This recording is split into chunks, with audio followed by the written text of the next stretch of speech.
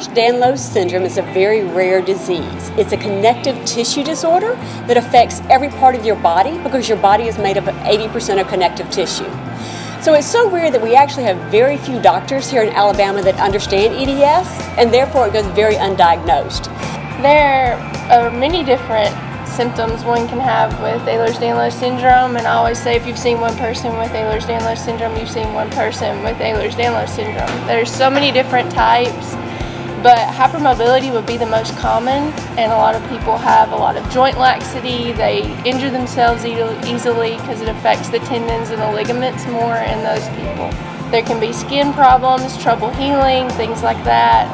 Often it's accompanied with dysautonomia, so an autonomic disorder, but there are many different ways it can present. I found out I had Ehlers-Danlos syndrome around, I believe it was 2013, and I had several orthopedic surgeries, 18 to be exact, and after one of my shoulder surgeries, I wasn't healing, we couldn't figure it out, and one of my physical therapists actually said, hey, I think you might need to go see the geneticist, I really think you might have this problem. And then that's sort of when I found out that all of my injuries all that time from playing sports was related to Ehlers-Danlos syndrome. So we've actually discovered that my daughter has EDS. It is genetic, but it must have skipped my generation. At about 7, she started having a lot of sprains and hypermobility issues, and it took us until she was about 22 to get a diagnosis, and I actually diagnosed her myself listening to Dr. Radio because no doctor could diagnose any of her issues, from her hypermobility to her GI to her liver to her kidney. It affected her entire body, as well as POTS and the passing out.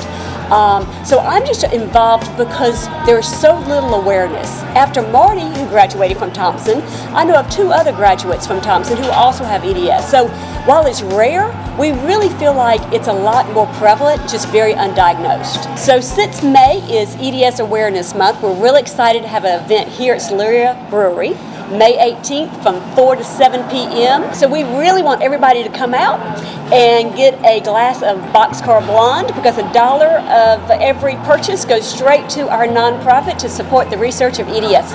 Our main focus when we raise money each year is to donate to the Ehlers-Danlos Society, and they do a lot of research to find out treatments for Ehlers-Danlos syndrome, and that's what we put our money to. So this will go directly there.